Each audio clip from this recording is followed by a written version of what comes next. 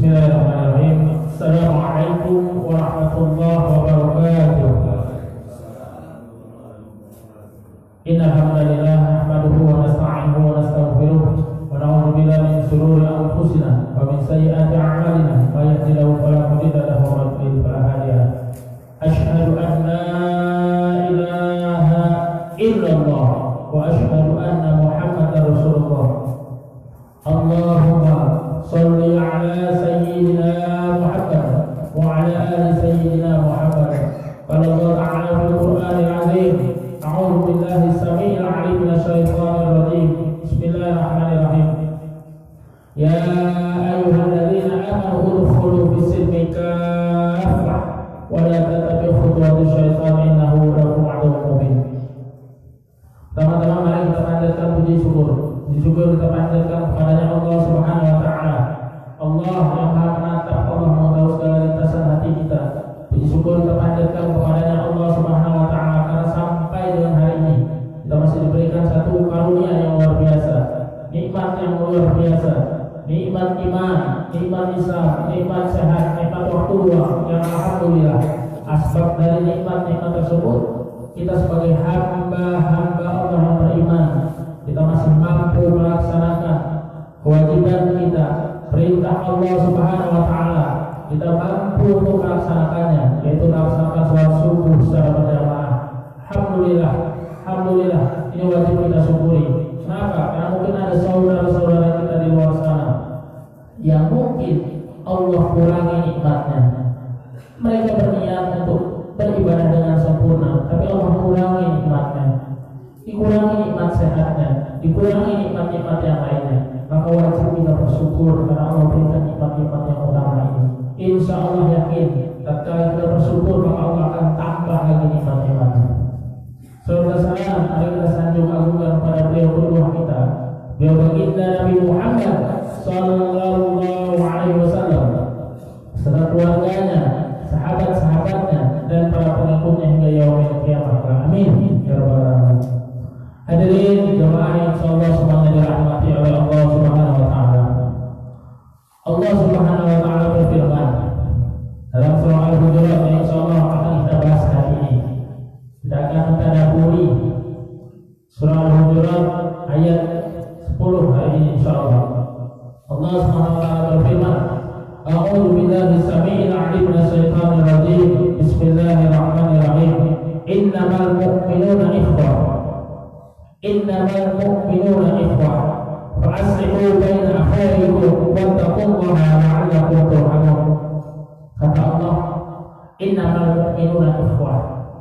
Sesungguhnya orang yang beriman itu bersaudara. Kita akan membahas satu-satu, kita akan pahami satu-satu insyaallah apa maknanya ini. Mungkin ayat ini diantara kita sudah banyak yang hafal. Cuma pertanyaannya, sudahkah kita mentadabburi ayat ini? Sudahkah kita mengamalkan ayat ini? Ini yang perlu kita pahami. Karena kita sebagai seorang muslim, kita sebagai seorang yang beriman, maka kita wajib untuk mengamalkan ayat-ayat Al-Quran. Kata Allah, innamal mu'minuna ikhwah. Sesungguhnya orang yang beriman itu bersaudara. Pertanyaannya bahwa sesungguhnya siapa orang-orang yang beriman itu? Ma huwa iman? Apa itu iman? Saya sering sampaikan dalam kajian-kajian yang lalu. Insyaallah mudah-mudahan masih paham dan masih ingat insyaallah. Orang beriman, al-mu'min adalah orang yang beriman. Pertanyaan apa itu iman? Al-iman huwa iqraru bil lisan wa tasdiqu bil jinan wa 'amalu bil arkan. Iman itu diikrarkan dengan lisan, dibenarkan dalam hati, dan diamalkan dalam bentuk perbuatan. Ini iman. Maka kalau kita mengaku sebagai orang beriman, kita mengikrarkan, membenarkan, dan mengamalkan. Pertanyaannya apa yang diikrarkan? Kalimat syahadatain, asyhadu an la ilaha illallah wa asyhadu anna Muhammadar Rasulullah. Mengaku orang beriman, ikrarkan syahadatain. Aku bersaksi bahwa tiada Tuhan selain Allah, dan aku bersaksi bahwa Muhammad adalah utusan Allah. Tapi tidak cukup begitu kalau orang beriman, tidak hanya sekedar mengikrarkan saja, tapi apa? dibenarkan dalam hati. Setelah dibenarkan dalam hati, diamalkan dalam bentuk perbuatan. Yaitu apa? Menjalankan perintah-perintah Allah Subhanahu wa taala dan apa-apa yang disyariatkannya. Ini yang dikatakan orang beriman. Innamal mu'minun, sungguhnya orang-orang beriman. Kalau kita sudah mengikrarkan kalimat syahadatain, kita membenarkan dan mengamalkannya, baru kita mengaku kita bisa dilayak dikatakan orang yang beriman. Lalu dikatakan ikhwah, saudara. Apa itu ikhwah, saudara? Kita sering mengenal ikhwah. Ini ikhwah itu bermakna saudara, persaudaraan, dan luar biasa. Persaudaraan di dalam Islam ini berbeda dengan yang lainnya. Kenapa? Karena tatkala kita mengimani dinul Islam, persaudaraan di dalam Islam itu tidak hanya diukur karena nasabnya saja. Persaudaraan dalam Islam tidak diukur hanya karena pertalian darah saja. Tidak, tetapi dalam Islam persaudaraan itu karena akidah. Maka al-mu'minuna ikhwah, orang yang beriman itu bersaudara. Maka kenapa? Allah tidak pernah melihat rupa kita. Allah tidak pernah melihat apakah kita tampan, apakah kita cantik, ataukah kita buruk. Allah tidak pernah lihat status sosial kita, apakah kita kaya, apakah kita miskin. Allah tidak pernah lihat itu. Tapi apa yang Allah lihat? Ketakwaannya. Ini Rasulullah Muhammad Sallallahu Alaihi Wasallam, beliau datang. Maka manusia pada saat beliau datang itu adalah pada saat manusia sedang mengkotak-kotakkan. Manusia sedang mengkotak-kotakkan mana si kaya, mana si miskin. Ini mereka dengan apa? Dengan sukunya, dengan kekayaannya, dengan darah birunya, dengan status sosialnya. Ini maka Allah utus baginda Nabi Muhammad Sallallahu Alaihi Wasallam dengan apa? Membuat lompatan yang luar biasa. Beliau tidak hanya menyamakan manusia dengan manusia, tapi bahkan beliau menyamakan antara makhluk dengan makhluk lainnya. Ini yang perlu kita pahami. Maka di dalam Islam sesungguhnya ketakwaan. Allah akan pandang, Allah akan lihat ketakwaan. Inna akramakum indallahi atqakum. Sungguh yang paling takwa, yang akan mulia di sisi Allah Subhanahu wa taala. Pertanyaan bagaimana dengan kita hari ini? Maka kita sering mendengar kalimat ikhwah, atau mungkin kita sering mendengar kalimat ukhuwah Islamiyah, ukhuwah bainal muslim, ukhuwah imaniyah. Kita sering mungkin mendengar. Pertanyaan, apa itu ukhuwah?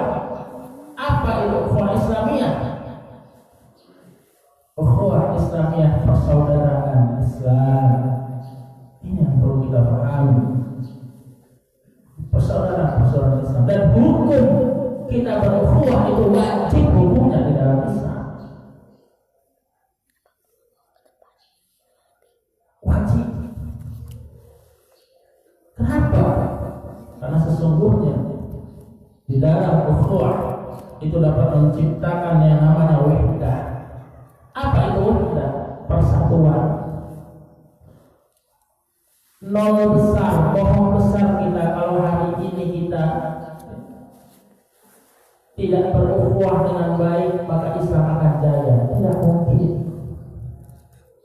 Tatkala hari ini kita masih terkotak-kotak membanggakan bendera-bendera kita, membanggakan organisasi-organisasi kita, maka selama kita masih membanggakan bendera-bendera kita, organisasi-organisasi kita, suku-suku kita, maka yakinlah kita kita belum bisa yang dikatakan namanya berukhuwah dengan baik, dan tidak mungkin umat Islam itu akan jaya.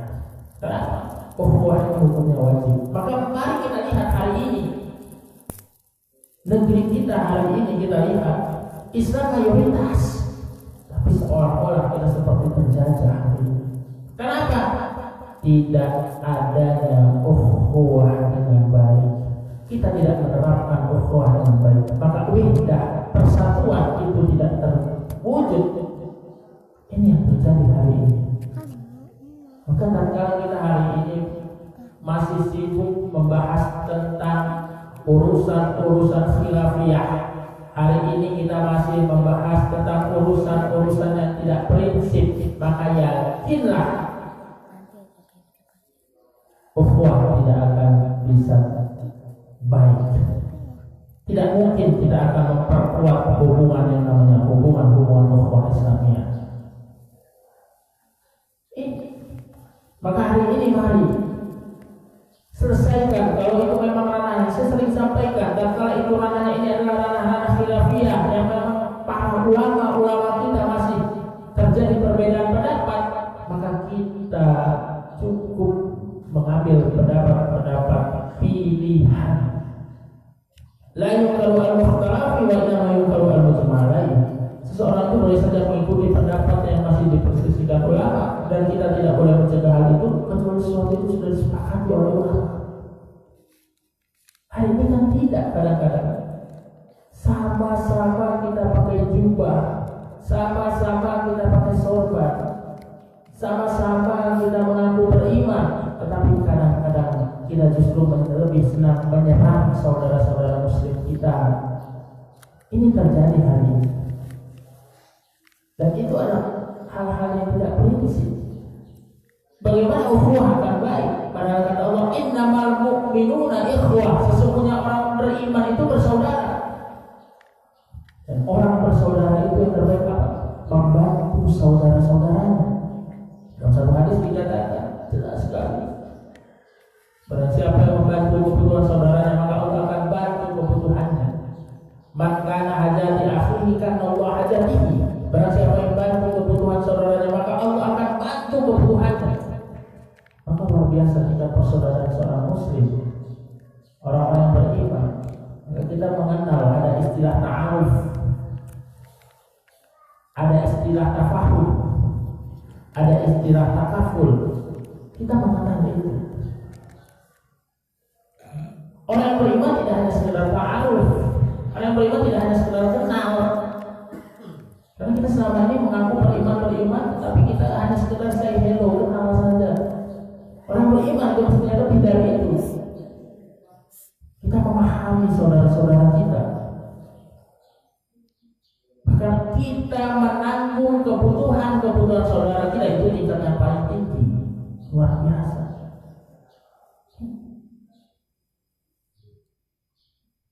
Ini orang yang beriman membantu.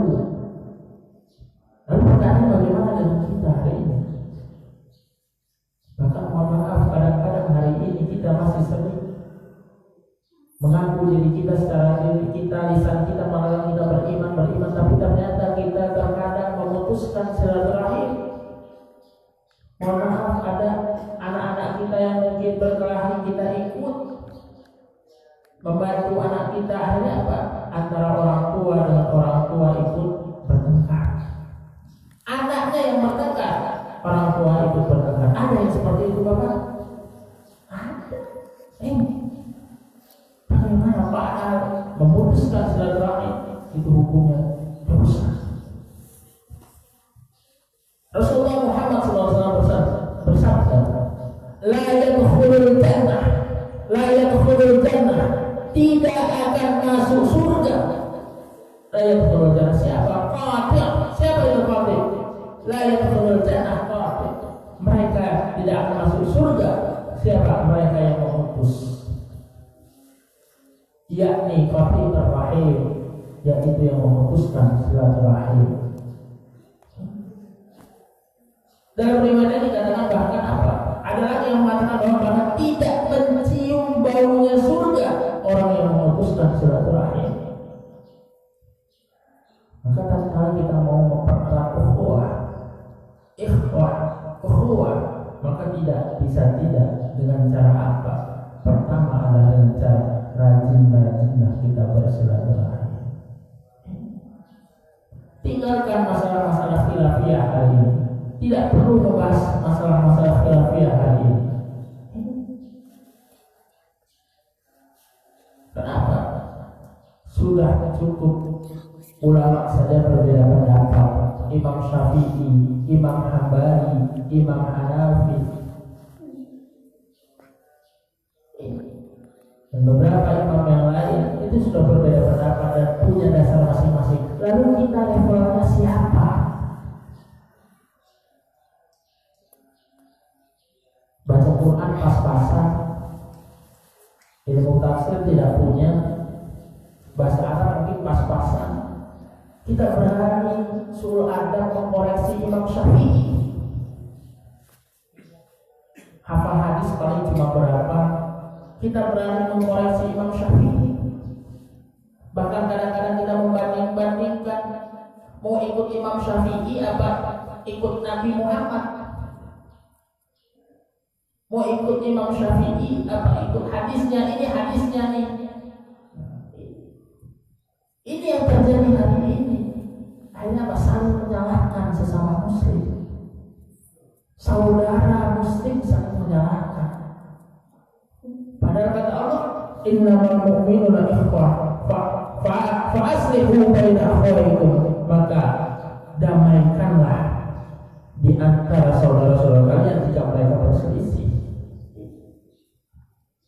Jelas. Tapi ternyata kita hari ini sering justru marah dengan saudara-saudara kita. Ada jemaah yang insyaallah dirahmati oleh Allah Subhanahu wa taala. Apa?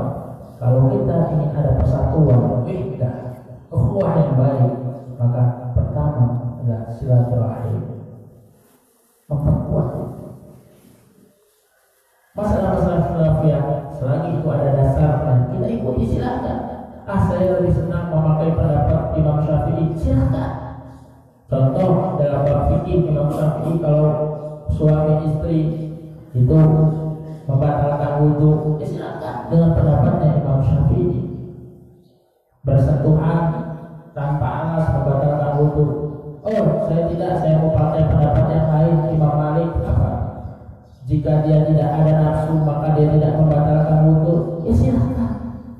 Konsisten dengan pendapat itu. Saya mau ikut dengan pendapat Imam Syafi'i, konsisten dengan pendapat Imam Syafi'i. Begitupun sebaliknya.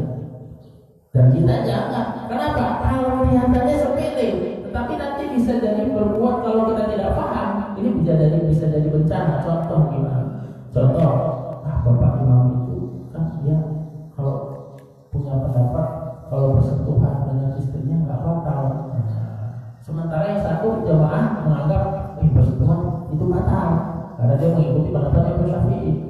Karena kita tidak paham fikihnya, jangan-jangan tadi dia di rumah senggolan sentuhan dengan istrinya. Janganlah kalau bapak itu jadi imam. Nah ini bahaya kalau kita tidak paham ataupun masalah-masalah yang lain.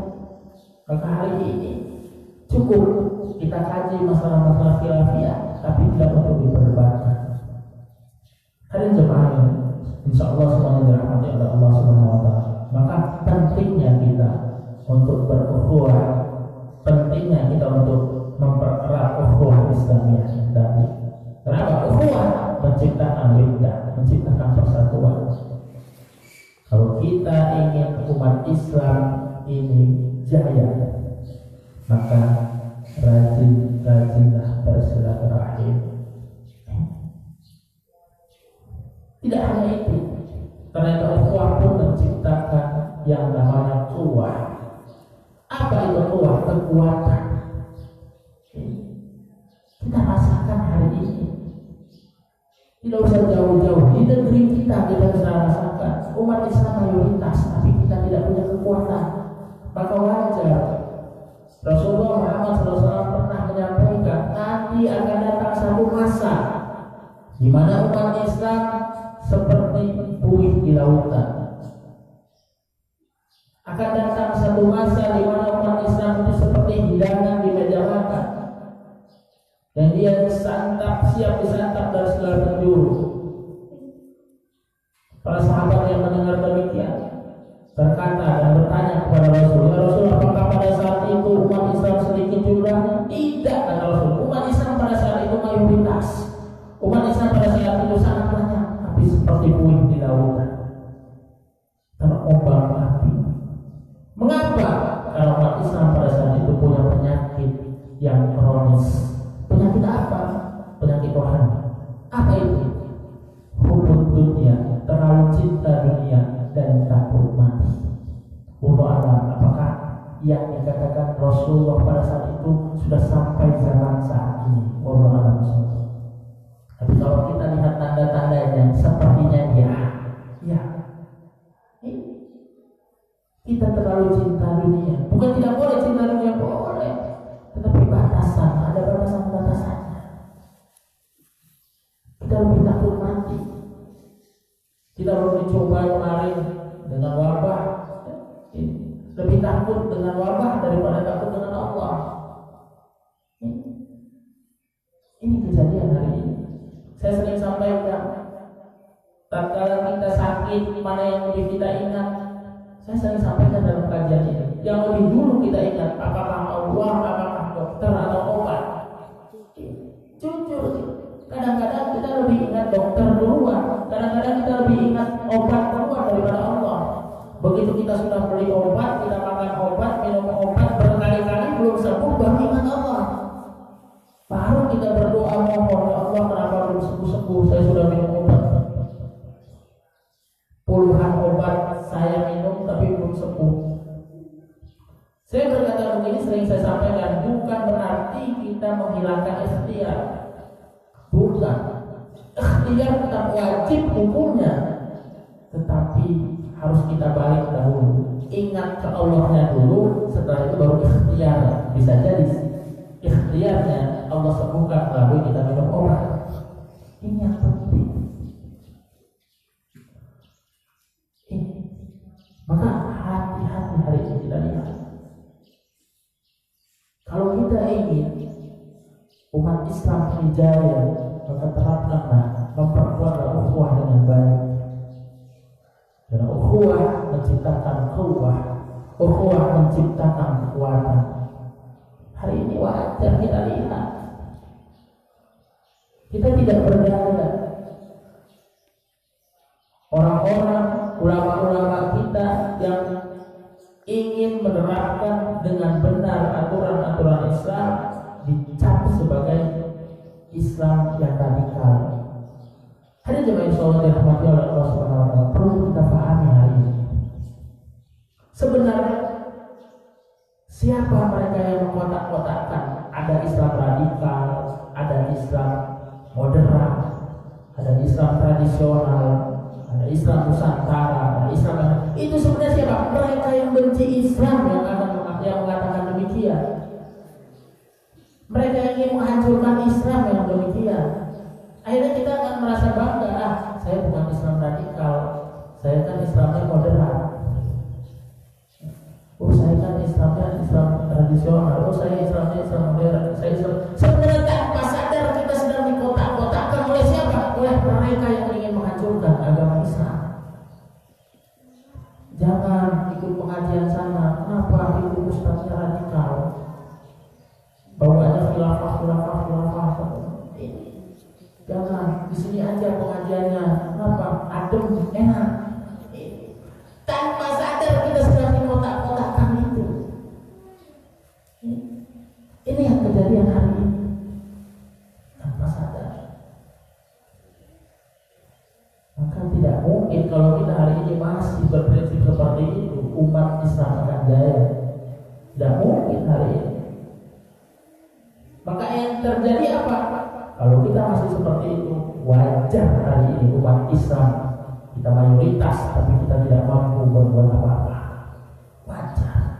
Kenapa? Kita masih sibuk membahas urusan-urusan khilafiyah, kita sibuk membid'ah-bid'ahkan, kita sibuk mengkafir-kafirkan. Ada yang kerjanya hanya mengkafir-kafirkan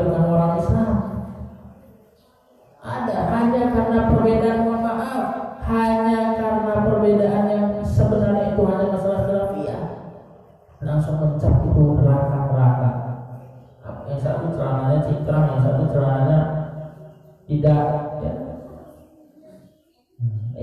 Lalu dikatakan, oh ini masuk neraka, ini apa? Lewat mata kaki. Nah, bagaimana seperti itu? Sementara di tingkat para ulama itu masih terjadi perbedaan pendapat para ulama.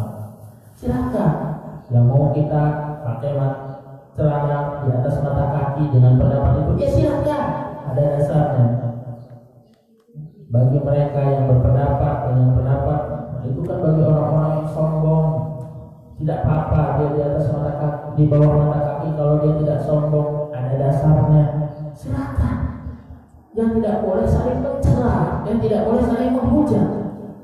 Sementara kita di luar sana musuh-musuh Islam itu sedang merusak kita. Banyak. Jangan salah hari ini. Walaupun ada wacana-wacana, baru wacana. Kemarin sudah dikatakan bahwa orang-orang yang seperti itu dianggap radikal, teroris. Lalu hari ini walaupun cuma wacana, sudah mulai dites. Karena bahasa sekarang kita sudah tes mereka. Apa? Dalam sisi pendidikan kurikulum mau ada dicampurkan antara mata pelajaran PKN dengan mata pelajaran agama Islam. Ini cukup satu saja itu. Ya hati-hati yang seperti ini. Yang sekarang saja mata pelajaran agama Islam dengan K13 nah itu cuma seminggu 3 jam. Kalau dulu yang sebelum KSP itu seminggu 2 jam. Nah ini kalau diringkas lagi PKN dengan agama Islam, walaupun itu cuma wacana, baru wacana. Kalau seandainya tidak ada penolakan, itu bisa lanjut terus. Ini kejadian hari ini. Kalau digabungkan beberapa jam lagi, ini kejadian hari ini. Maka kita sebagai umat muslim, kita sebagai orang-orang yang beriman, maka jangan sampai kita lemah. Bagaimana caranya? Dengan membangun kekuatan, kuat. Bagaimana memperkuat ukhuwah Islamiyah? Saling bersilaturahim. Ini yang terpenting. Jangan lagi lihat daerahnya dia Muhammadiyah, dia NU, dia Persis, ada FPI. Jangan. Selagi dia tidak sesat, kecuali sudah jelas-jelas kesesatannya. Apa? Mengakui bahwa ada nabi lagi setelah Nabi Allah Muhammad SAW. Itu jelas-jelas sesat.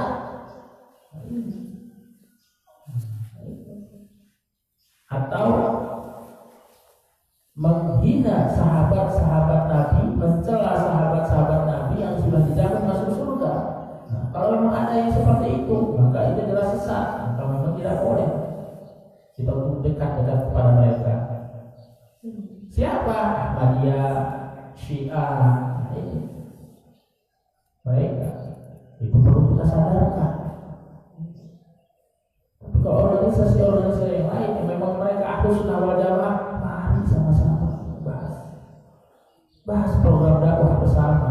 Ini yang penting. Maka ukhuwah Islam yang lebih penting. Dapat ukhuwah menciptakan ukhuwah menciptakan kekuatan. Mulai dari mana? Mulai dari kita keluarga, masjid. Maka masjid ini penting. Karena memang Rasulullah Muhammad SAW itu memfungsikan masjid bukan hanya untuk sholat, bukan hanya untuk sholat jamaah, tapi masjid difungsikan untuk yang lainnya, untuk bermusyawarah, untuk berdiskusi, untuk strategi perang, untuk keumatan, yang lainnya. Bahkan dalam masa-masa perang, halaman-halaman masjid itu bisa dilakukan untuk mereka latihan bela diri. Itu di zaman Rasulullah Muhammad SAW.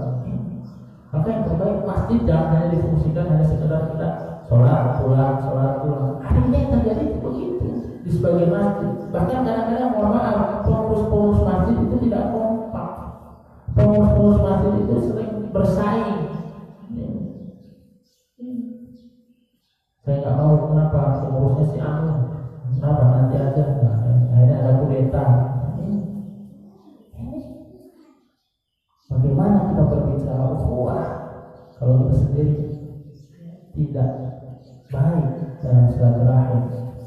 Maka ukhuwah menciptakan ukhuwah. Lalu apalagi dalam ayat ini? Begitu kita berbicara tentang ikhwah, innamal mu'minuna ikhwah. Ukhuwah di sini menciptakan mahabbah. Ukhuwah menciptakan mahabbah. Apa itu? Tatkala kita mempererat ukhuwah, maka akan menciptakan yang namanya cinta dan kasih sayang.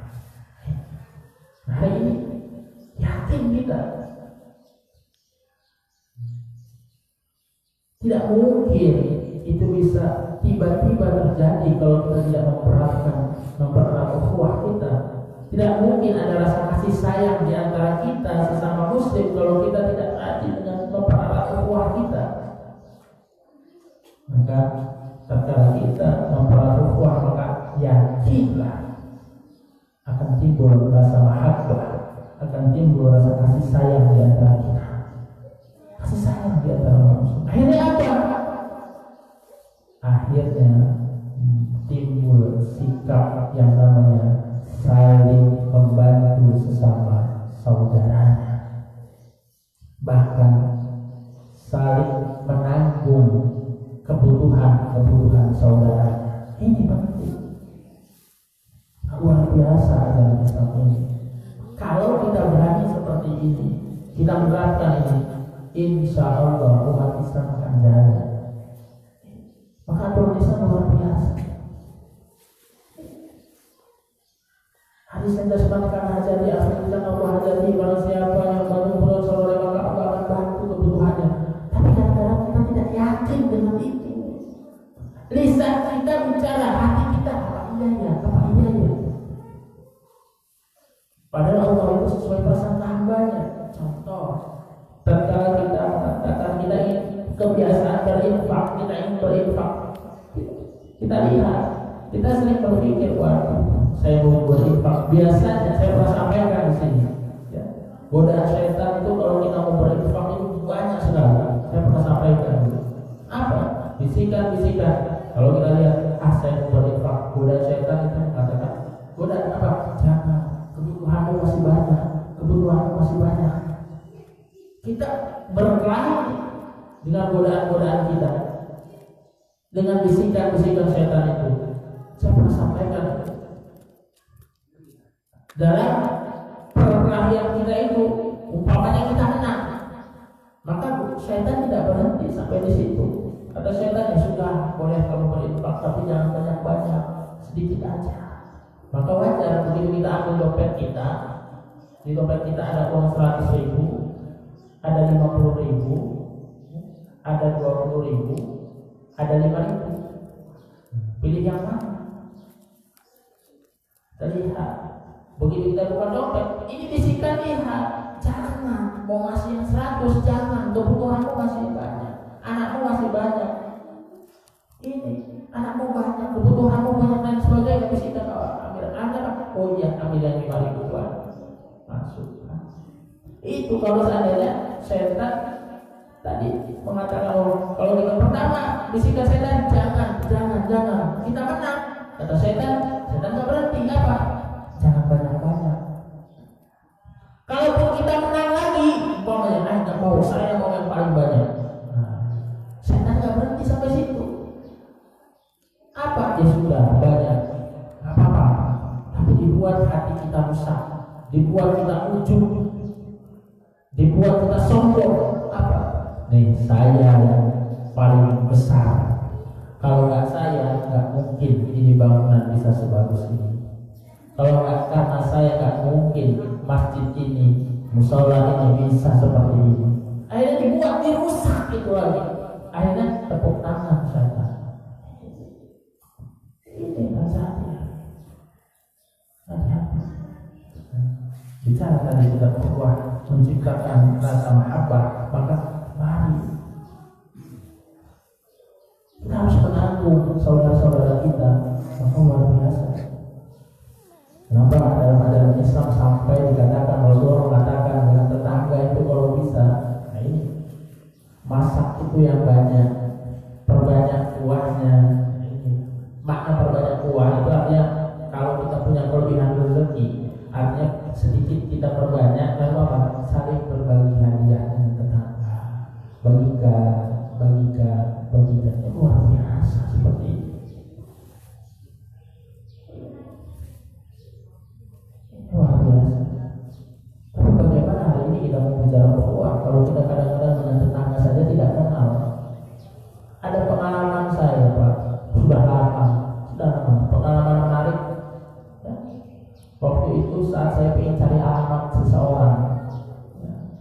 kebetulan itu memang di daerah perumahan. Jadi begitu saya bertanya putar-putar karena memang waktu itu nomor telepon juga tidak ada, saya ingin tanya alamat, saya tanya. Ternyata saya tanya ini nggak tahu, ini nggak tahu, begitu ketahuan, begitu ketemu ternyata dari rumah saya bertanya itu rumahnya itu apa?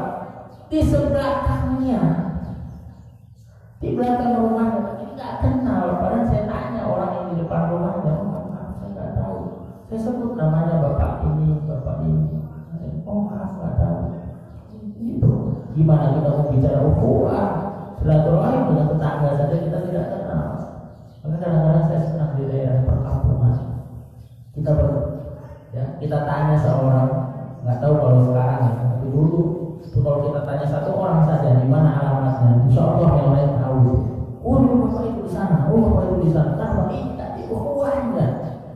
Luar biasa. Sekarang kita seperti itu. Kita hanya ingin masuk surga sendirian. Kita hablumin Allahnya baik. Sholat rajin, puasa rajin, ibadah haji. Tapi itu untuk hanya sekedar apa? Hablumin Allahnya baik. Tapi begitu hablumin nasnya, ini yang kita kadang-kadang kurang. Padahal Islam itu agama yang sempurna, Islam agama yang sempurna. Tidak akan kita mampu untuk mencapai surganya Allah kalau kita hanya sekedar hablumin Allah tapi tidak hablumin nas. Maka harus seimbang hablumin Allah dan hablumin nasnya. Maka kalau kita ingin menerapkan ukhuwah yang baik, maka terapkan ukhuwah yang baik dengan apa? Rajin bersilaturahim, damaikan kata Allah. Tatkala ada perselisihan di antara saudaramu, fa'aslihu baina akhwaikum, maka damaikanlah di antara saudara-saudara kalian jika mereka itu berselisih. Damaikan, termasuk kita jika ada berselisih, maka kita jangan enggan untuk meminta maaf terlebih dahulu. Kadang-kadang kita kan gengsi, dia yang salah Ustaz, bukan saya. Ya kudu dia dulu dong yang minta maaf. Ustaz, kalau dia nggak mau minta maaf, saya nggak mau tegur dia. Turunan nggak akan saya tegur. Ini hati-hati. Padahal kita sadis. La yadkhulul jannah qati', tidak akan masuk surga mereka yang memutus, yakni qatir rahim, yaitu mereka yang memutuskan silaturahim. Luar biasa. Wajib kita untuk taat kepada aturan Allah. Karena kata Allah, wattaqullah, dan bertakwalah kepada Allah, la'allakum turhamun, agar kalian itu diberi rahmat oleh Allah Subhanahu wa taala. Begitu kita disuruh mendamaikan. Setelah kita berselisih, maka damaikan. Silaturahim dengan benar, silaturahim dengan baik. Kenapa? Karena keutamaan silaturahim itu luar biasa. Apa keutamanya?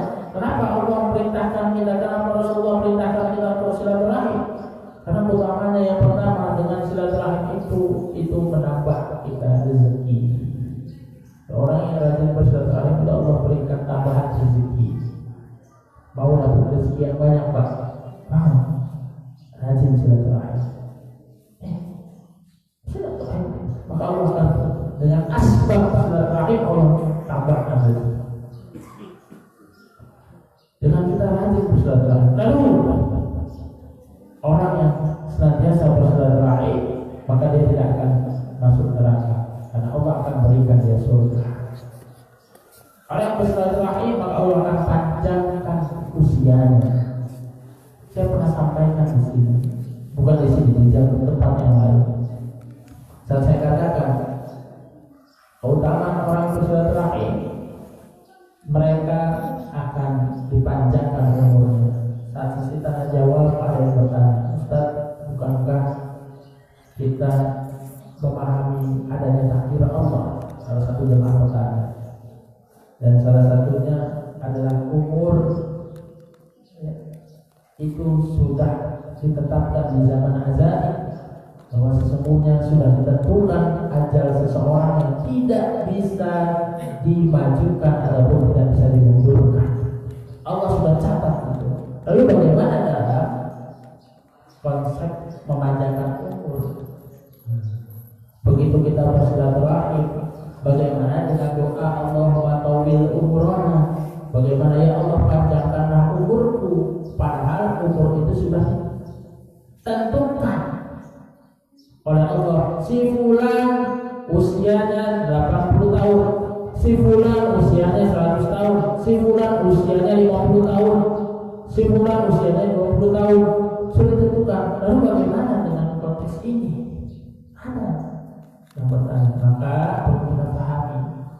Ulama berbeda pendapat dalam memahami yang namanya panjang umur. Pendapat pertama mengatakan sesuai dengan makna zahirnya panjang umur, maka itu ada hak prerogatif Allah. Allah akan memanjangkan umur manusia.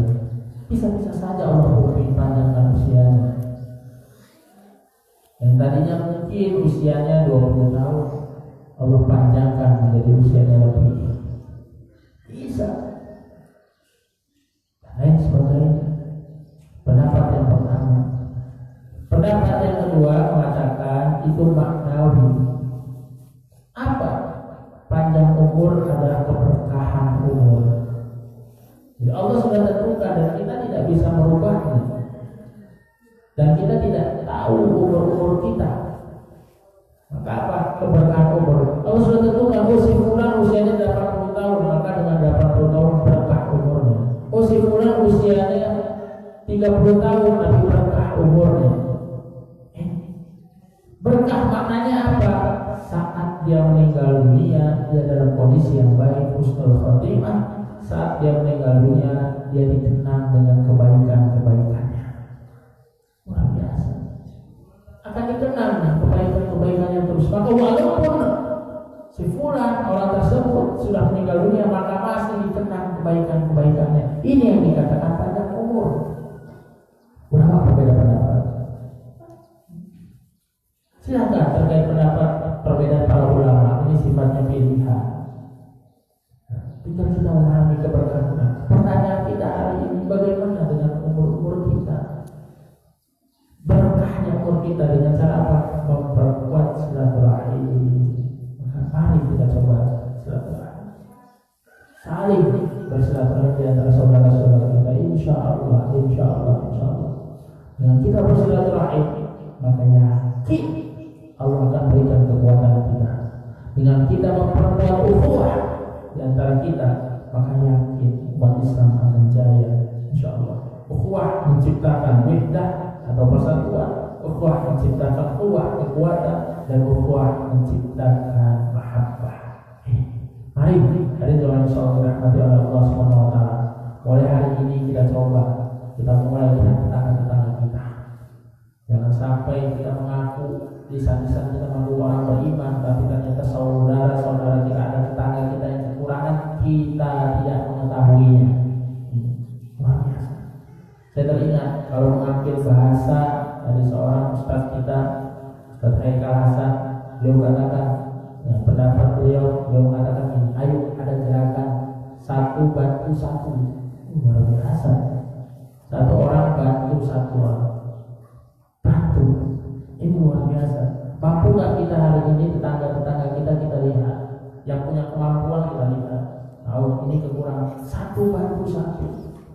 Ini dalam rangka apa? Memperkuat ukhuwah Islamiyah, memperkuat ikhwah persaudaraan kita. Jangan bicara secara retorika hari ini. Ayo kita amalkan satu bantu satu. Siap nggak kita lihat tetangga sekitar kita? Karena orang beriman yang benar-benar beriman, mereka akan malu meminta, karena mereka paham tangan di bawah dengan tangan di atas itu lebih mulia tangan yang di atas. Maka mereka paham itu, mereka akan lebih berani bertahan. Kenapa? Mereka menganggap apa? Hina orang yang tangannya di bawah. Maka tugasnya adalah orang yang beriman itu yang lebih paham. Siapa? Saudara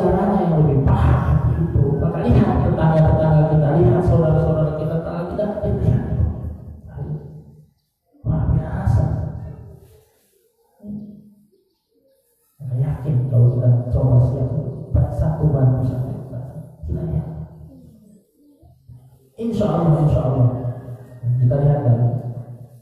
Tatkala kita mampu untuk itu, insya Allah umat Islam akan dan kita lihat dalam konteks negeri kita hari ini. Mari kita bersatu.